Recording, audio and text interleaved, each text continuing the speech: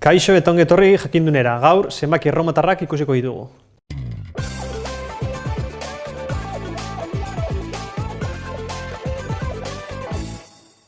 Hemen ikusten dugunez, zenbaki erromatarrak hauek dira eta zenbaki dezimalak hauek. Bat zenbakia hola handoiez, ikusten dugunez, eta zenbaki erromatarrak erabiltzerakoan norma batzuk izaten ditugu. Bideo hau lehenengo lau hauek ikusiko ditugu eta gero beste laurak edo 3 ikusiko ditugu.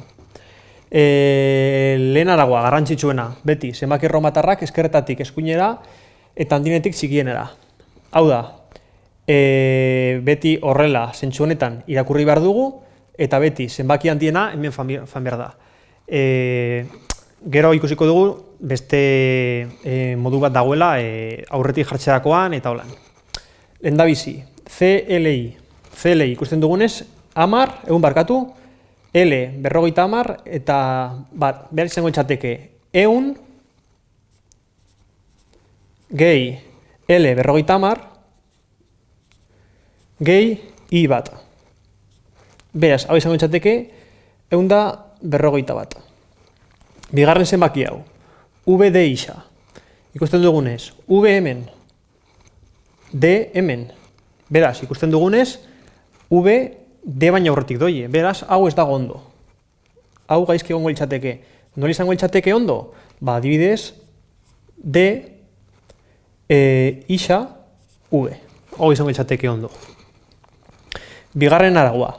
Gutxieneko zenbaki bat aurretik jartzerakoan kenketa egiten da. Hau da, gu L ikusten dugunez, beti aurreko aragoan esan dizuedana, beti handinetik txikinera irakurri behar dela, baino hemen ikusten dugunez, isa hau L aurretik doie. Beraz, ikusten dugu hemen L dugula eta aurretik isa. Hau egin dezakegu? Bai. Zer da? Kenketa egingo dugu. Izango genuke 50, ken isa 10. Beraz, hau izango litzateke 40. Hemen, ikusten dugunez, I, V baino txikiago da. Aurreko atalan esan dizuedanez, ezingo litzateke egin, baina hemen bai, kenketa delako. Beraz, hau lau izango litzateke.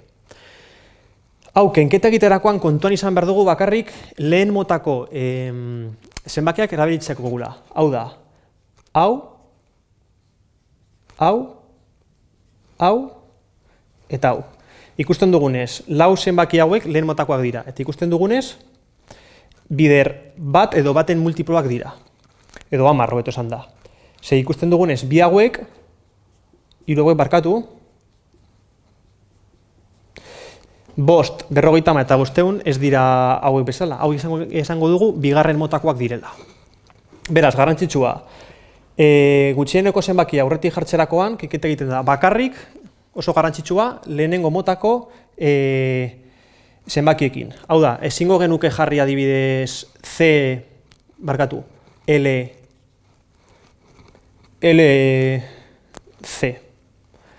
Ikusten dugunez, hau, esan dizudanez, ondo egongo litzateke, ze txiki hau, kenketa egingo litzateke, baino, bigarren motakoa denez L, ezin dugu jarri. Beraz, hau, gaizki egongo litzateke. Oso garrantzitsua, bakarrik, lehen motakoekin. Hemen hirugarren esto. VLD, bigarren motakoak, esan dakoa. Beti bat, batu egiten dute, gaizki esan dizuet. Aurreko atalean esan dizuedanez moduan, ezin da kenketarik egin, beraz, VL gaizki egongo litzateke, ikusten dugunez, VL ezin da egin, ezin delako kenketarik egin. Beraz, hau gaizki egongo litzateke eta hau izango litzateke LV. Ondo nahi bagenuke jarri. Hau ondo egongo litzateke eta hau izango litzateke L 50 eta 5, beraz izango litzateke 55. Laugarren norma. Asko jota zenbaki bera 3 aldiz errepikatu daiteke. Beraz, hemen ikusten dugunez, lau bat ditugu, hau izango litzateke lau, baino gaizki dago. Zergatik? Bakarrik, zenbaki bera 3 aldiz errepikatu dezakegulako. Beraz, lau hau jarri beharko genuke IV berdin lau. Hemen C gogoratu 100 dala, beraz, izango genuke hau 400, hau gaizkingo litzateke jarri barko genuke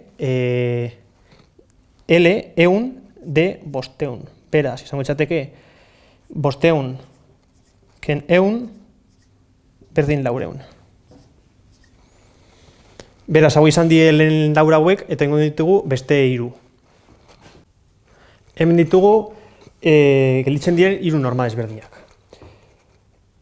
Bosgarren normak zer dio, bakarrik behin errepikatu dezakegula kenketa egiten dugun zenbakia.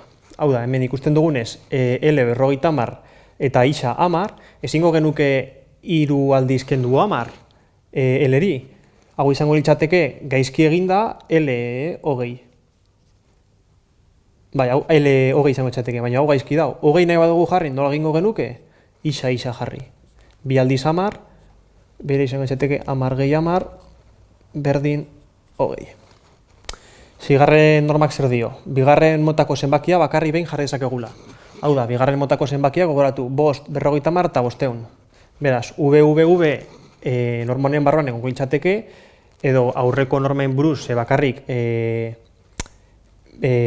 aldiz asko jota jarri dezakegu zenbaki bat, baino bigarren motakoa denez, hau gaizki egongo litzateke. Hau izango litzateke 15, baino gaizki dago, ez digutelako izten. Beraz, 15 jarriko nahi bai genuke, izango litzateke isa V 10 gehi 5 berdin 15. Hemen LL ikusten dugunez, izango litzateke 50 gehi 50, 100 izango litzateke eta hau B gaizki dago. 100 nahi bai genuke jarri, izango litzateke zuzenean C. Eta azkenengo normak zer dio, zuzendo horizontal bakoitzeko bider 1000 egin behar dela. Beraz, ikusten dugunez hemen D 500 izango litzateke, izango genuke 500 bider 1000. Beraz, 500 eta beste 0. Hemen ikusten dugunez, isa eta bat izango genuke 11. Baina hor lerrotxoa dugunez, izango litzateke bider 1000, beraz, 11.000.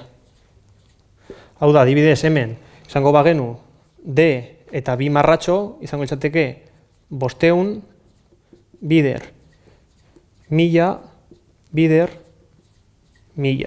Beraz, 500 0 eta beste 0. Beraz, hau izan dudana. 1000 esker ikusteagatik eta gogoratu, sare sozialetan eta web orrian jarraitu jakindun.